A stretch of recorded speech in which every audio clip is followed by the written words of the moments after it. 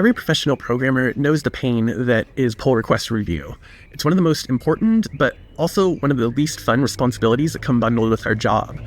Unlike implementing new features where you can see progress and get excited by imagining the end result, with pull requests, you have to invest willpower and time to focus, and the end result of that is either a thumbs up or a bunch of boring text. That's why I believe that most programmers would agree that the less time they spend reviewing pull requests, the happier they are going to be with their job overall. But if they spend too little time reviewing pull requests, the long-term health of their repo and really their ability to evolve that repo at all can become imperiled. With this being an unsolved pain point for a lot of developers, it's puzzling that the state of the art really hasn't changed in 10 plus years. There really hasn't been a lot of evolution in terms of what goes into reviewing a pull request. Why hasn't this changed? I can't speak for other companies, but as a determined startup, it has taken us 5 years of concerted effort to build all the pieces that I'm going to show in this video. It really is an epic undertaking to understand how code is changing and to try to present that in the simplest possible way. But hopefully after you see this video, you will agree that the time and energy we've spent on this has been worth it to allow you to spend less time reviewing code and more time writing it. So now let's jump in and look at what a pull request looks like on GitClear and how it's different from what you are familiar with. The biggest and most important difference between GitClear and the existing solutions is that you read less code.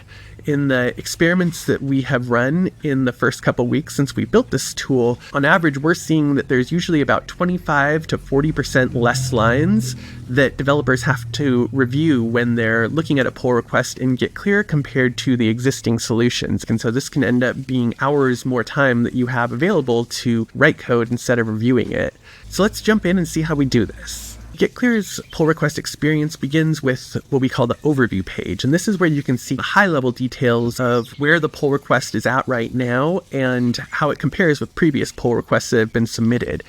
You can see how long the pull request has been open compared to other pull requests for the repo, your collection of repos across all of your organizations, or you can see how you compare to other companies within your industry.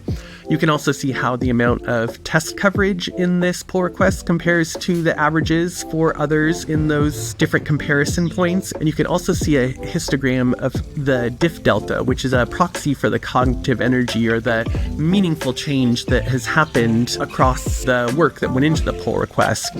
Every line of code that is changed is evaluated for the amount of energy required to author it. And so at the low end of this energy spectrum are changes like white space cutting and pasting code.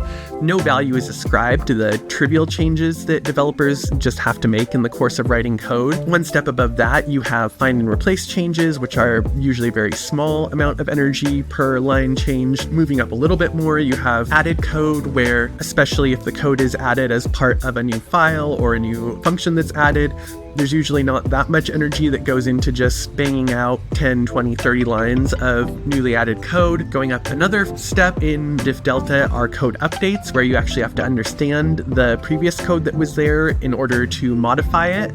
And then the highest energy we recognize with diff delta are the changes that delete code, especially code that has been in the repo for years. Whereas conventional Git metrics that look at line changes will just give you a single number that increases linearly whether you're changing white space or whether you're deleting code that's 5 years old.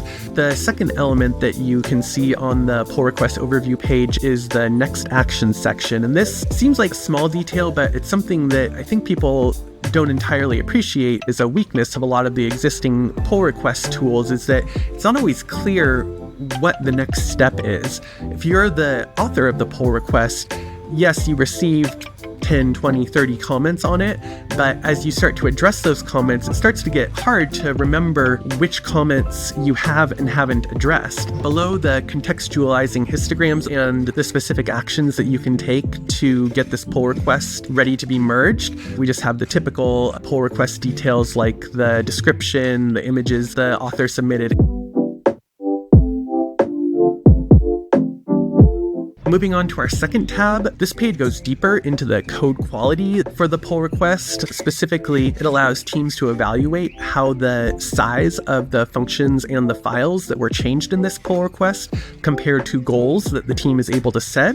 By default, we encourage teams to try to keep most methods under 100 lines and most files under 1,000 lines. When you have a method or a file that gets too large, new developers will opt instead to create a new, very similar module that then has to be maintained alongside the existing module, which is not modified and not evolved. The other element of this page is what we call conjoined files, where we can call out situations where two files tend to always be changed together within a commit. And this is usually considered a code smell because a new developer on the project isn't necessarily going to know that when they change file A, they also had better change file B, or there's going to become an inconsistency within the project. Usually in that case, you want to drive the two concepts into a single file so that it's never necessary to change a secondary file when you change an initial file. If a team wants to keep their code quality high in the long term, you have to consistently be making a little bit of progress week by week, month by month, pull request by pull request toward addressing problem areas, addressing overly complex and overly coupled files in order to end up with a repo that can be easily adapted by whatever new developers venture into it.